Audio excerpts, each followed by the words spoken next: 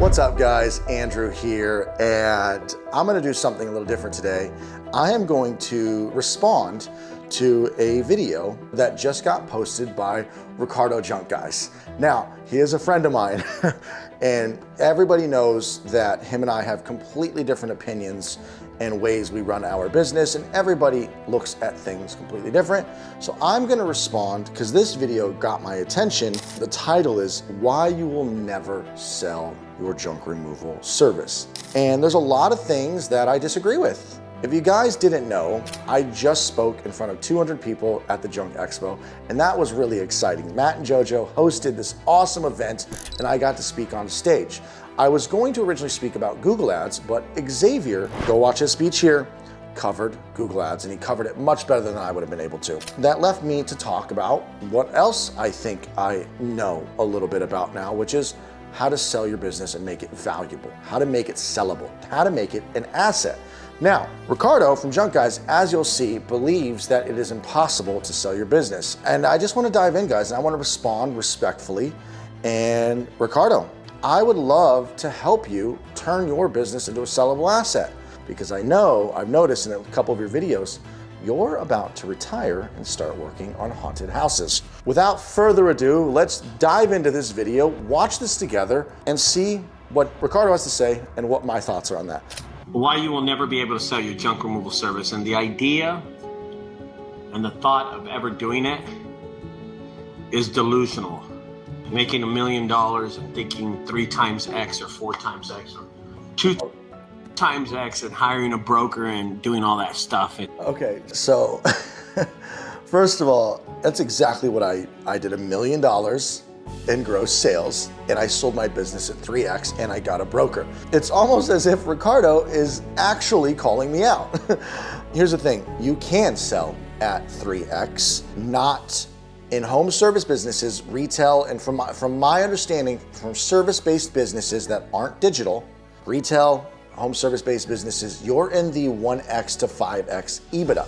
Basically, Ricardo, 3X profit, not the $1 million vanity number. My profit was 200K, so I could have gotten 600X, but I actually got 1X. I got $225,000 for a 2-year-old business that was doing 1.1 million gross and a little over 200K in profit. And yes, it was done through a business broker. Business brokers are not required. You can find the buyer yourself and save money on, paying 10%. That's just funny. It's delusional. I also own 2 haunted houses in the DFW area. That's DFW, Dallas-Fort Worth. Friday, I went to go check about another building to expand my haunted house. I want to get a bigger haunted house, right? Because I think I can make more money if I get a bigger building. I went to go talk to my landlord, right? The guy who worked out the deal for this building with me. And I asked him, what do you do for a living? He always has money on him. He is an attorney for brokers. He gets hired from people when they buy another person's business. So he's like the attorney for somebody on one of the 2 sides, I guess, right? When I sold my business through a broker, they handled all of the paperwork for me. The letter of intent in the beginning, all the way to the purchase agreement, to closing escrow, to handling escrow documents, all the way through. I did not actually have an attorney at all. They handled everything. However, if you're doing a larger transaction, you would think $225,000 is a big transaction, but it was a very simple transaction. It was an asset transfer, okay? They didn't actually assume Jedi Junk Removal LLC or its EIN number or its business bank accounts or anything. They actually just got all of the assets, physical and digital assets. It's an asset transfer. So they don't get any of the old LLC stuff, right? All the EIN numbers and LLC stuff. So I can imagine in bigger transactions with more assets and, a larger number, I could imagine you'd want attorneys on both sides to kind of like cross your T's and dot your I's and look over all the paperwork, but I didn't get one on mine. I don't know if the buyer had an attorney overlook all the paperwork on his side. I imagine he did. And I told him, what do you think about junk removal? He said, man, Ricardo, you're in such a great business. You are such a good business. That's true, guys. We're in a great business. Recession proof. It's getting competitive. So of course you got to do more things to stand out and crush your competition. That doesn't mean we're not in an incredible business. Waste management is incredible. We're a sector of waste management. I mentioned to him, how much do you think your business, my business is worth? And he asked me the revenue I do and the sales that I did. And I was like, okay, great. He goes, so let me ask you the 3 most important questions you're going to get asked. Where are your contracts with the government, the state of Texas, or the city? And I said, what kind of contracts? He said, well, do you do reoccurring contracts with these people that there's always money coming in? Where's that? Okay, so let's debunk this right now. If you have government contracts, city contracts, and they're like over a span of 5 years, 10 years, great. That's gonna be enticing to the buyer. However, what the buyer's actually looking at is the revenue you've generated. They'll look into where it's coming from, whether it's just phone calls from your website, you're running Google ads in my case. How is this consistent revenue? How is your business generating $1 million consistently? And you have tax returns and bank statements to prove it. You know, the buyer did ask, do I have any commercial contracts? I was like, a couple small ones, but it's all just leads from SEO, my website, running my Google ads, running Facebook ads. You know, you break down all the channels. What they care about is the consistency. How many years have you been doing this? Can I look into your Google Analytics? Can I see your website data? Can I see your sales volume? How consistent it is? Can I see your Google Ads account? How much money you're spending? How many recurring customers do you have? How many are new customers? What they care about at the end of the day is the consistency of revenue. And of course, they're gonna wonder where it's coming from so they understand, but it doesn't need to be government or city contracts. It just doesn't. That was never a question at all. And I know 2 other people who've actually sold their company. Yes, 2 real people who sold their junk removal company, who've just recently sold their company. And I gave them my broker, California businesses, and they sold their junk removal company.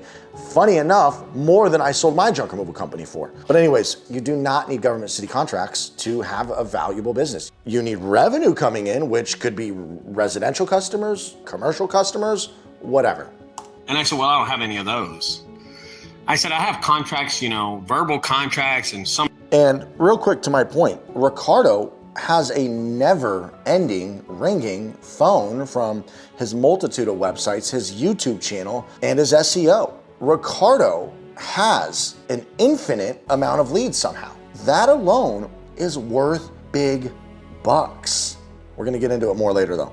She's like, okay, how much is that worth a year? And I said, about $100, maybe $90,000 every year. And he started giggling. He's like, no. What I'm asking, Ricardo, is where is all your clients coming from? And I said, well, customers' houses. He goes, okay. Well, you got to look at a lot of things. So Ricardo is underselling himself here. Your leads don't come from customers' houses. You have 18 years of YouTube videos, 14 years, 18 years of being in business, of repeats, referrals, and recommendations. Who knows how many repeats and referrals you have for just being in business for so long. You have 5,000 YouTube videos that generate, you have so much digital assets, your website that brings you leads, you show up first for 1,000 different keywords. You have an infinite source of leads coming in from previous customers, repeats and referrals, and you have an asset generator of leads constantly coming in. Do you know how many people wish their phone would ring like yours? Your valuable asset is that your phone blows up from all of your digital assets in your repeat customers. Now, I know you don't have a client list, we'll get into that later, but you still get repeat customers. You have to have some kind of system in place for all your ducks to get in a row. Systems. I love this.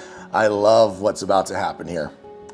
And I kind of didn't understand what he was talking about when he said that. He just said, you got to have everything in place. When you're going to sell your business, you got to have a system. Oh, I'm getting a big smile on my face right now because Ricardo's anti-systems. He does everything off Google Calendar. I'm getting a big grin to grin or edge to edge smile right here.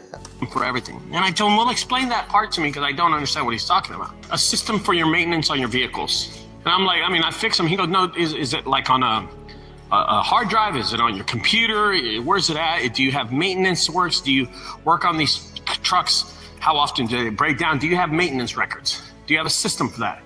And I said, no, I don't have a system. Okay, well, you need that. I said, how about your employees? Let's go over this real quick. A system for your maintenance. Okay, makes sense. However, in all the companies that I know that have been sold, and I sold mine, they look at your vehicles, what inventory you have. When you give the buyer the P&L statement, it shows on the profit and loss statement how much money you spend on dump, gas, maintenance, advertising. The P&L breaks a lot of this down. So for us guys, no, have your maintenance records. Absolutely, you should 100% have a folder with your maintenance records, but it's also going to be in your P&L statement. What this attorney, I imagine, is referring to, if you have a fleet of vehicles, you have 10 vehicles, even 5 dump trucks, you probably want to have all the maintenance records in a file, and then probably using some type of software showing the mileage, the odometer reading every time, how much miles you're using, and then the money spent on each vehicle. So you can kind of just track the value of your inventory. And there's software like Whip Around where you can actually track all of that stuff. But no buyer is going to be like looking for, yo, I need some sophisticated software that shows a breakdown of the valuation of your inventory and all the maintenance records and the odometer readings and all that. No. You're selling a junk removal business with most likely 2 or 3 or 4 vehicles and some dump trailers. They'll see in your P&L statement how much money you spend on maintenance over each year, how much money you've spent on fixing your dump trailers and dump trucks. Is it smart to do? Should you do this? Absolutely. You can do this with just 2 or 3 vehicles. If you want to be super organized, you can still use Whip Around. I used Whip Around. But is this a requirement to sell your business? Absolutely not. Do you have a system for your employees, how they hire, fire? Do you have an HR department? And I was like, no, don't like this. Okay, so sorry guys, I got to break down each thing, just my thoughts. Do you have a system for how you hire and fire? A sophisticated business owner is going to know what to do for the most part. You're going to definitely need to explain how to run the business. And this is where employee handbooks come in, SOPs, standard operating procedures of how you hire, what interview questions. You're going to have all these SOPs. Like you have SOPs in your business, but it's in your brain, right? How does the new buyer know what to do for each task? So usually you'd have SOPs for everything. If a new person was to take over the company, you'd actually have the employee handbook, and then you'd have the company's handbook of how to run your business. Do most people have these? No. Can you sell your company without it? Absolutely. This is another thing that is not required, but you guys should be doing this anyway. You should have employee handbooks and training manuals. You should have a company handbook that just breaks down how to run your company. And then you should have SOPs inside that of how you hire, how you add jobs to your system, how you get leads, how many yard signs to put out, how many door hangers to put out, how many apartment building. You should have an SOP for everything in your business if you truly want to be an organized business. Can you sell your business without an HR department? Yeah, absolutely. Can you sell your business without employee handbooks, training manuals, or SOPs? Absolutely, because at the end of the day, what's important is, are you consistently generating revenue and turning a profit, and how much profit per year? And then you sell it a multiple of the profit. Yes, this helps 100%. It makes you more attractive to buyers, and you will be able to sell faster with all of these things in place, but it is not required. How are you going to present that to somebody that wants to buy your company? Somebody that is interested in purchasing junk guys. How are you going to introduce that to him? That you just hire Joe Blow from the street? And he was making sense to me. He goes, you need a system in place for that. I said, well, what else do I need? He goes, something else I want to mention, guys, is I sold my business. I was off the truck and off the phones. The 2 people that sold their business, they were still on the truck. They sold a job, technically, right? The buyer bought the company and has to get on the truck tomorrow. So you can sell anything if it's generating revenue. Systems in place make you more valuable, seem like you know what you're doing, and make it easier for the new owner to take over. I had a lot of systems in place. I had an entire call center system in place and their SOPs of how to handle it. I had my entire operations basically running itself because of my lead employee slash kind of operations manager running the whole deal. I had all of my standard SOPs that I didn't have them written out. I had employee handbooks, of course, that I gave to the employees. I had software in place, but you can sell a business even if you're the one on the truck. And, hiring Joe Blow, of course, you're not gonna hire Joe Blows. Any buyer knows there is a hiring process of vetting out good labor employees, right? Like, most people understand that. But what this attorney was getting at is, do you have a hiring process? And the answer is, yeah, we do in our head. Write it down though. employing systems, maintenance systems, and what's really cool about these employee systems, guys, that he's talking about, sorry there's just so much to say, so you're gonna have to deal with me educating you guys based on what he's saying, is these employee systems comes down to a CRM. Those maintenance logs, you can also use the whip around CRM, but just having employees access to give them access to an app so they can see their jobs, and you could give them access, remove them. They can do their time clock cards on the app. Autopilot, my app. They can do their time clock, they can see their jobs, they can run reports, you can see how well they're doing. Employee systems. HR department, you need a system in place for your scheduling.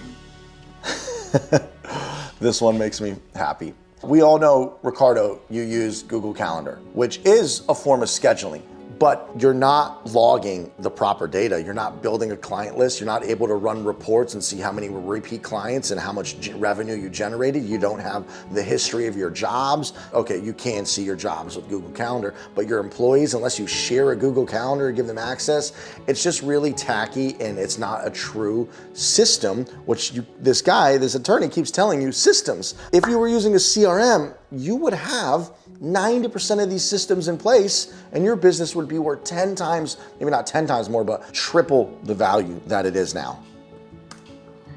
You need a system in place for your managers. You need a system in place for your employees. And I was just like, oh my gosh, why do you need these systems in place? I told him. He said, well, when someone's going to purchase your business, you need these businesses in place. These systems in place. So when you present it to them, it's more enticing to the buyer. He goes, so what assets do you have? And I'm going to tell you, when I was talking to my... So to wrap up on the systems in place, when a buyer comes in, they want to be able to take over your company and not be all scatterbrained. If we were to take over Ricardo's company, he's the sole one running the phone, right? So you'd have to take over his phone number. He'd have to give you his phone number. That's the benefit of separating personal from business right away, is that number is transferable and you don't have to worry about telling all your friends and family that you got a new phone number. Access to the CRM for employees and managers, access to, tracking your vehicle's odometer reading and maintenance logs, and of course reports and data and KPIs, and having everything in one central place is what Autopilot is.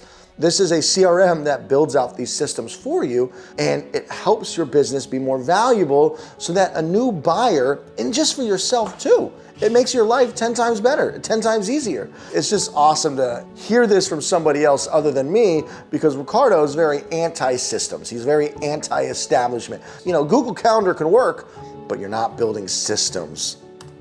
Landlord, he kept on saying assets.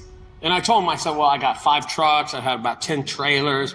And he goes, okay, cool. Do you have everything in line? Like, do you have a list of the years and the models and how much you owe? And I said, well, guess what, sir? My trucks are paid for. He goes, okay, that's good. That's good. He goes, so do you have a system for that in place that shows your maintenance for all your trucks, where you bought them from, how much they're worth, each one of them? He goes, okay. He goes, are they 24 vehicles, 2023? And of course, if y'all know, I have older vehicles. I have 2006s, 2008s, 2010s, stuff like that. And I told him, he goes, so let me ask you a question, Ricardo. If they're going to spend $1 million buying your business, or 2.3 million, don't you think they'd go just buy their own trucks, brand new, instead of buying yours? Tell me something you have that nobody else has. I told him I have an SEO website that I don't buy any ads. And that was his next question. How much do you spend yearly on ads? And I told him nothing. And he goes, okay, you got something. And the only thing you have of value, well, it's definitely not your assets, which is your trucks and trailers. So let's talk about the assets real quick. And this is another misconception, is what if you have loans on these assets? You 100%, they will take over the loans. So when I sold my company, he took over the F-150 loan. There was $40,000 left on it. But that $40,000 F-150 had a $1,000 payment, but that generated $50,000 a month. So if you have loans on assets that are needed to run the company, they will take over the loans, or they'll get an SBA loan for a little bit more to pay off the trucks if they have loans. But at the end of the day, those loans are factored into my P&L. You get a multiple of your EBITDA. I'm still profiting 200 grand after making the loan payments, after payroll, after operating expenses. The assets are factored into the price, whether there's a loan or not. Remember that. If you have a crazy amount of loans and it's cutting into your bottom line, of course you're gonna get less money, but the assets get transferred, they take over the loans. Now, every deal is different, guys. Keep that in mind. Every deal is different. I can't say this for everybody, but in all of the times that I've sold companies and the 2 recent people who sold their companies, the buyer took over the loan because those trucks are needed to generate that revenue. The only thing you have of value is a website that is ranked #1 on Google and a funny YouTube video that is probably not worth that much.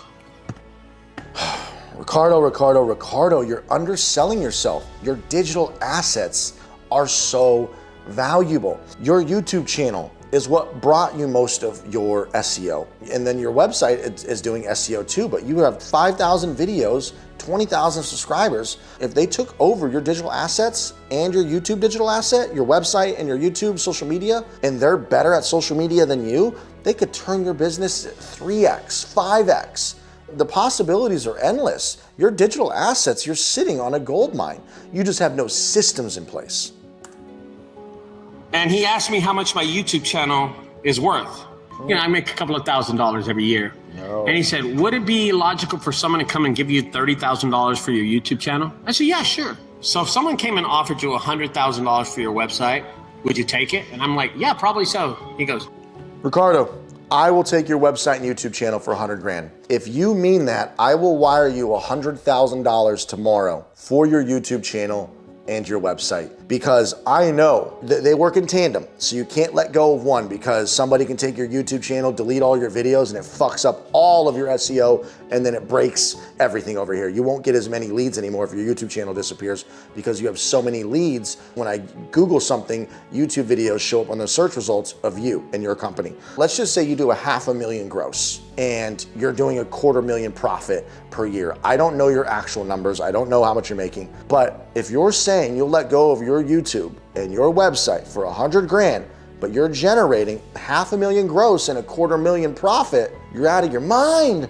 Your Junk Guys brand, bring in the right person, bring in the right CEO, bring in the right buyer, could triple Junk Guys and turn it into something incredible. Because I already know there's so much that I would do. Then you're probably worth $130,000 because you have no assets. You're not going to sell that to anybody. That candor of ideas that your business is worth something and you're going to sell it for $2 to $3 million. I don't know if you were calling me out in the beginning because you've heard me say 2x, 3x, and you've seen the titles, make $1 million. I made $1 million. Yes, I made $1 million gross. And in the first 10 seconds, I say, guys, it's a vanity number. It was about a $250,000 profit. You can sell it a multiple of the EBITDA, the profit, right? So there is no selling your business for $3 million unless you're making $1 million profit. Then you could sell it 3x for $3 million. And I don't know anybody besides Casey from Stand Up Guys doing more than $1 million profit per year. If I would have stayed in business a little bit longer, I could have sold for $500,000 to $750,000. You don't have any systems in place. You don't have any processes in place. You're financing your trucks, which just tells somebody that they can go do the same thing, finance or buy a truck. You make $1 million every year in junk removal. You take home less than 10% of that. So here's another thing, guys. I took a little under 25%, right? Let's even go as low as 20%. My margins were 20%. But remember, I'm off the truck and I'm off the phones, and I could focus on higher leverage tasks of growing and scaling the business. I would much rather have a business where I'm at $1 million and I'm completely off the truck, completely off of everything, phones, and I'm at 10% margins doing 100 grand, where I could use my mind and my knowledge and dedicate time to increasing profits and margin and scaling and growing the business, rather than me doing 300K. I'm on the truck, on the phones every day, physical labor, talking my ear off on phones, sales, and doing estimates, and I'm doing 150K profit, 50% margins, 300K, fuck, 200, call it 200K, but I'm working 6 days a week, busting my ass, 12 hours a day, physically, mentally, wearing all the hats, doing everything. Business is different for everybody, guys, and that's the beauty. That's the beauty. You're making no money at all. You're making 100,000. And maybe when you're at 100K, you can start a YouTube channel, educating, teaching, sharing knowledge, and then opening other opportunities, like being able to speak at events like yours, Ricardo, and then Matt and JoJo's. So, you know, everybody's got a different outlook and a different view and a different dream and aspirations that they're gonna go for in their business. And let's keep going. Now you're making $1 million and you're taking 10% of that $1 million, which is $100,000. That's what you're gonna take home. And that sounds logical to me, because you buy ads from Google. I would say realistically, I was at just shy of 25%. There's other things that I should be paying for still that I didn't pay for. I hadn't been fully worker comped right away, so that doesn't include all the worker comp expenses. So you can add payroll taxes, because I didn't start that immediately, right? Workers comp and payroll taxes, you know, factored in for the entire year that year would have been another $20,000, $30,000. So I would have gone from 50 to 200, call it 200K, 20% margins. If I added an operations manager full time, I could have chopped off another 50 and I'd be at 150, I'd be at 15% margins. But then I could focus on, how do I add new locations? How do I add another truck? How do I get contracts, commercial contracts? I can start networking. I can start doing higher leverage things rather than $10 tasks, $20 an hour tasks. I can be doing $500 an hour tasks. You're on Thumbtack. And yeah, Google ads are fucking expensive. That was 30% of my spend. You know, I spent like $250,000 in ads. That's 25% of my revenue.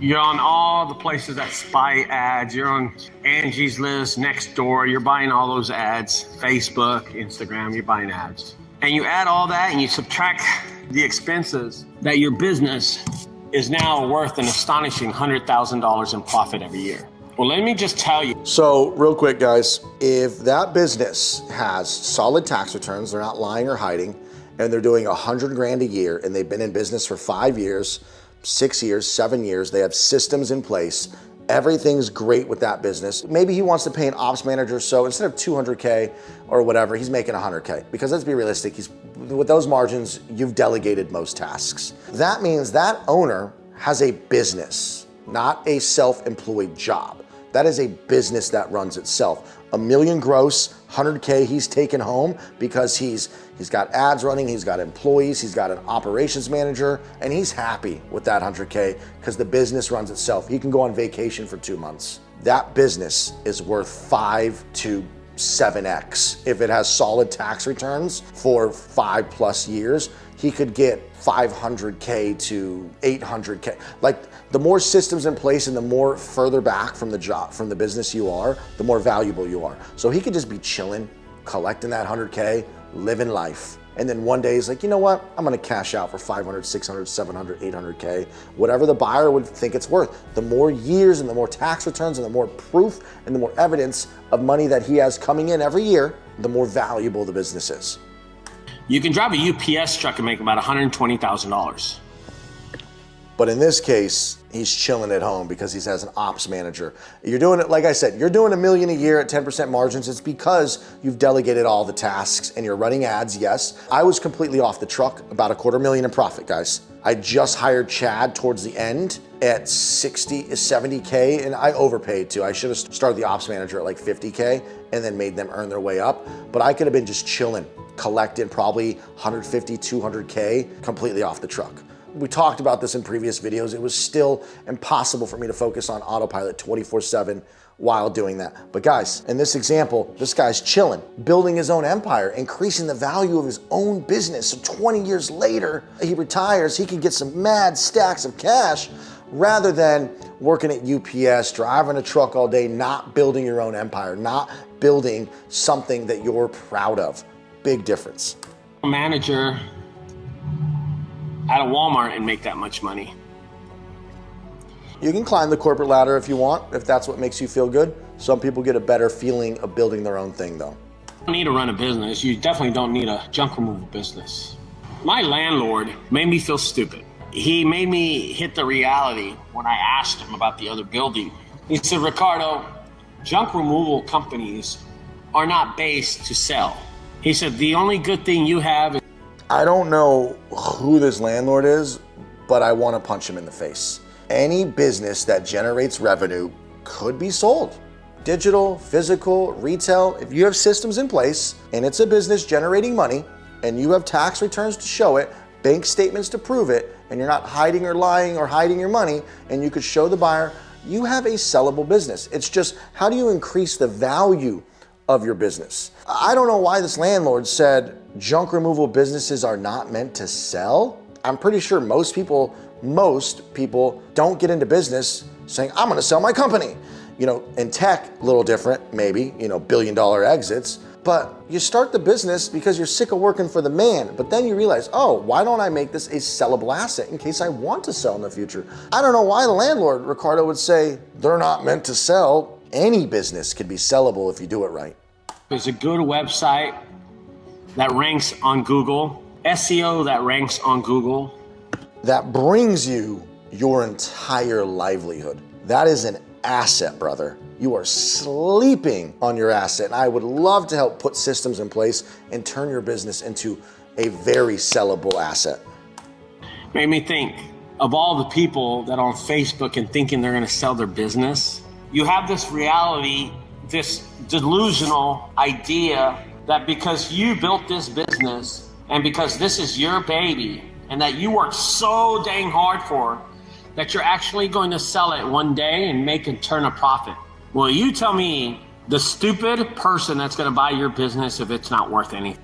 Okay. He's digging in deep on you, right? Like basically saying you can't sell, you're dumb, you're a loser. I don't look at it like that, Ricardo. People don't understand how to build a sellable asset and putting systems in place. And now hearing you say systems in place when it's really a CRM and SOPs. I would love to have you use Autopilot and build out your systems. What he's trying to say is, yeah, if you don't have P&L statements, bookkeeping, legal structure, everything in place, classifying employees correctly, systems in place, software so you can see your KPIs and your data and your reports, and generating revenue, of course, and showing that on your tax returns. If you're all over the place with Venmo, Cash App, Zelle, commingling money and personal accounts and business accounts, you don't have systems in place, it's gonna be hard to sell your business. Unless you are just astronomically doing very well and you're all messy, you might be able to convince some buyer. Like, Ricardo, I don't know how well your systems are in place and your bookkeeping and everything, but you would be able to sell your business because there is value there.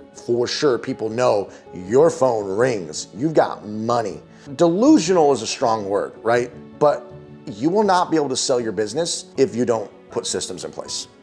Now you have some trucks and trailers that are not paid for. I'm gonna tell you, if anybody in the junk removal industry right now buys a 2024 or a 2023 truck, it is financed, it's not paid cash. I would agree. I think it would be retarded to put $90,000 down on a truck when you could build business credit and personal credit at the same time. Yes, you're gonna have 5-6% interest. Yes, you could try to pay it off early, but you're building credit on your business, you're building credit personally, and I'd much rather take a $1,500 a month payment than put $90,000 down, because that $1,500 a month should generate you $20,000 to $50,000 gross revenue per month. That's the whole idea of financing a truck. You know, obviously with insurance, it's more expensive. I wasn't disappointed because I never had plans to sell my business anyway. This is something that I would pass on to my son. But for people that have dreams and think that you're going to do something that you saw someone else do on a YouTube channel or on a Facebook page and think that you're going to 3X, 4X, no. You know why people sell their businesses?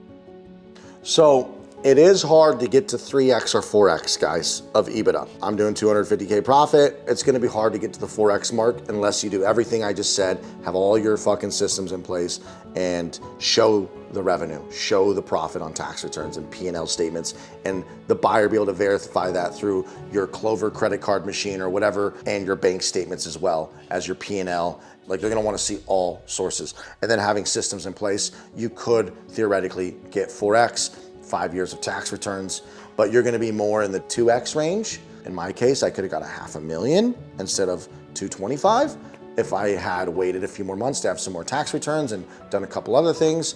But 4X to 5X, that's territory where you're in business for a lot longer. Ricardo is in 5X and up territory if he had his systems in place and he had CRMs and he had a client list, he had solid tax returns, he would be in some serious territory of making good money. I think, Ricardo, from the way you're talking, I think you're a little messier with your systems and your CRM and your finances and your P&Ls. I don't know if you do bookkeeping. I don't know what you do, but I want to help you, Ricardo. I'm going to tell you why. They're old and they have debt in their business, and by transferring it for somebody else, they take care of that debt. They want to retire. They want to stop doing what they're doing right now and retire. Exactly. They want to retire. Yes, there's debt on the trucks, but the buyer pays off the debt or assumes the loan. You'll still make money if your business is generating revenue. So let's say I'm old and I want to retire. I'm going to walk with a stack of cash, and I could put that into the S&P 500. I could start a new business. I could do something that's not so hard on my back, whatever.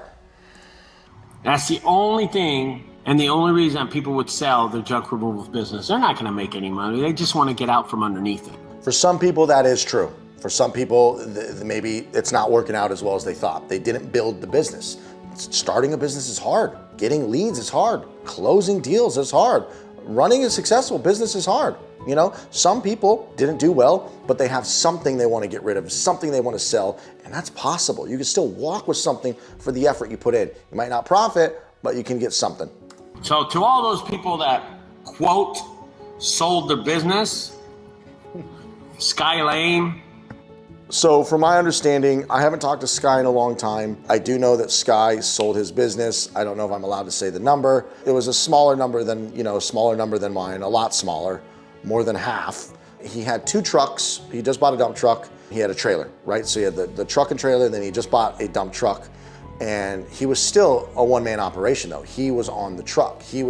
I think he had 1 employee with him, but he sold a job technically, but he sold his company successfully. And he walked with the profit. And the buyer took over the loan. Kyle. Yeah, no. Kyle didn't sell his business. He didn't do $1 million in profit. He didn't sell his business. Unfortunately, bit of a lie there. I don't like calling people out on this shit, but unfortunately, I do know that it was not what it was presented to be. And not a fan of that stuff. Not in the traditional sense of selling a business. Nor did he do the $1 million in sales from just junk removal. There was other things on top, like real estate transactions and stuff like that. I'm not here, by the way, Kyle, if anybody ever clips this video and sends it to you, I'm not here to talk trash. I have to state facts. I have to. That's just being honest and open. That's why I show my tax returns and P&L statements and Clover transactions, bank statements. I show my Google Ads account login with my money, my spend, my ad spend. I show everything. But he stopped right there, Ricardo. It never happened. I wonder if Ricardo believes that I sold my business. Ricardo, you're my homie, man. I sold my business. I don't know if you are just calling everybody out and you want to lump me into this. I don't know, but I sold my business. So wake up out of your dreams. Stop believing in people like that, because that dream is not going to happen. Selling your business is an impossible task when it's not worth anything. It's very hard to sell your business. It took me 6 months and I had decent systems in place. Had I had a couple more things and a little more length of time in business, some more tax returns, I hadn't even hit the 2.5 year mark. I was at 2 years and 4 months. I only had 1 year of tax returns, solid tax returns. There's a lot of, if I would have waited till 3 years and have 3 years of tax returns, much different systems in place, but it is hard. It takes time. Buyers go through due diligence, just like when you buy a house and you get an inspection. There is due diligence to make sure you're not lying about your revenue. Unless you have a government contract, you can sell the contract with your business. Doesn't matter. And then it'd be worth something. So thanks for watching my videos. I'm sorry to disappoint you, but the reality check has came in. See you later, guys. Great video. Thank you, Ricardo. Ricardo, one of my oldest friends in the junk removal industry. I started 3 years ago. I sold my company almost a year ago now. And Ricardo's been an inspiration and a friend. I spoke at his conference. It was incredible. I'll say this. Ricardo is right in some aspects that it will be impossible and very hard if you don't have systems in place. There's a few things, Ricardo, some tips I'd love to give you. I know you don't care about Google Maps, but you need to start getting reviews and putting systems in place so they go leave reviews. If you can stack your Google Maps, that's another digital asset on top of what you're already doing. Because Ricardo has been in business for 17, 18 years, and his phone just rings forever, right? Because of his YouTube and his SEO. His YouTube videos, his 5,000 YouTube videos. But if you were to use systems in place that automatically texted customers to leave reviews, and Ricardo, you'd get to 100, 200, 300 reviews within like fast by the time you're ready to sell your business and retire and do your haunted house. So I'm gonna give you an example, Ricardo. Let's just say your phone rings, you have no ad spend at all, and that phone ringing for the last fucking who knows how many years is generating you $500,000 a year. And because you don't run ads, and I'm also talking about cash and anything, just the actual number, really think about how much money you make. I don't know what it is, but because you're on the truck, you don't pay for ads, and you do it all. I know you subcontract bigger ones and whatnot, but let's just call it 300K. I truly believe with your YouTube channel, and we start cranking up your GMB reviews to get your GMB asset up, you have your website and YouTube assets, and you have this never-ending flow of leads because of the many years of work you put in. And you also have repeats and referrals, which is a CRM, you'd be able to see how many are repeats and referrals. If you had these systems in place, you could sell for minimum, assuming 300K profit, right? You know, not including taxes, right? That's the beautiful thing about selling a business. You don't include the taxes. We're talking about profit before the tax, man. That's how EBITDA works. I think you can get minimum 3x EBITDA. If we put systems in place for 1 year, I feel like we can get to 5x. 300K profit, we could sell for 1.5 million. If you're at 200K profit, we can sell for 5x, 1 million. You get the idea. I think we can get you to 5x EBITDA at the very lowest 3x because you have so many valuable digital assets, okay? We have to get systems in place for 1 year, and I'll help you sell your business for 5x EBITDA. Let me know, Ricardo. And as always, guys, I leave you with this. Success is often covered in dirt, but so was gold at one point. Toodles! Whoosh.